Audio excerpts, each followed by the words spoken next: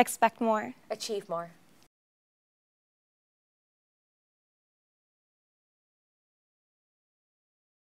As an academic, I've always been interested in the connection between the research that academics generate and the knowledge that we generate and the policymaking process. And even in graduate school, I read a lot about how sometimes research isn't used in policymaking, and researchers really want their information to be useful, and especially in the social sciences, where we hope that it will improve people's lives and so forth.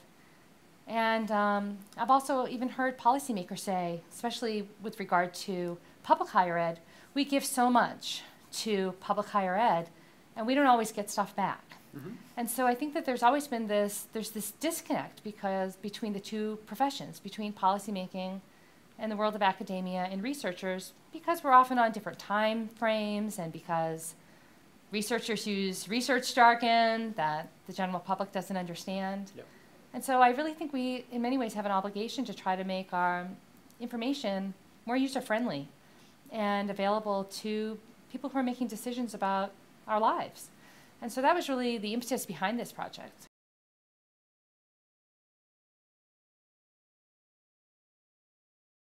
So with regard to what's on the website, we just launched it in January, and we used the issues that legislators said were most pressing to them, they were most interested in, that their legislative offices were most interested in. And these reflect really the state of the economy at this point, things such as financial stability, housing, healthcare, education, and then issues that have been on our radar increasingly on our radar, things such as the aging population.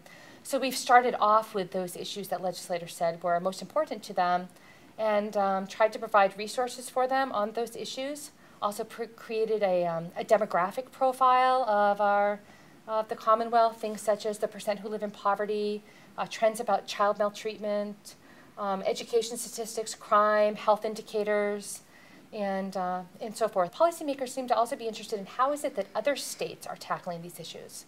And so we've tried to provide links to those resources as well.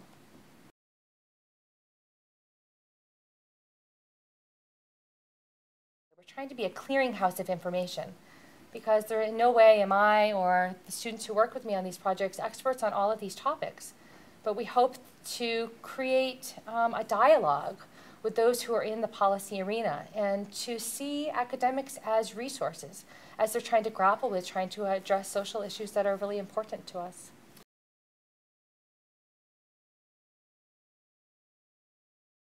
The legislative staffers highlighted about 25 social issues. And like Emily said, we're not experts on these issues. So I spent a lot of time researching, trying to compile some resources that I bring back to Emily and we look over together.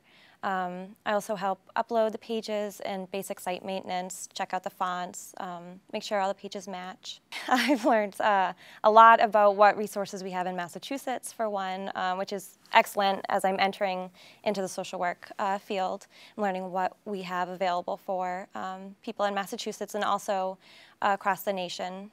We look at a lot of different programs that other states are using right now or policies that other states have. So it's kind of this great introduction to the social policy field as well as what's available for our citizens. This is MGC Infolink. We have information here about state indicators. If you click on that, you can look at demographics for Massachusetts, and we have topics ranging from child maltreatment, crime and safety, education, health, housing, income, poverty, and wages in the population. If you click on any of those, it'll pop up and give you some information. Most of them have tables to display it graphically as well. If you go back to the menu on the side, we also have the resources that the legislative staffers highlighted last year. For example, if we click on education, there are usually about 5 or 6 different resources with information about each agency or program, and then a more specific link to something from the agency or program. For example, this is from the National Center for Education Statistics. You can go here for information on state education reforms.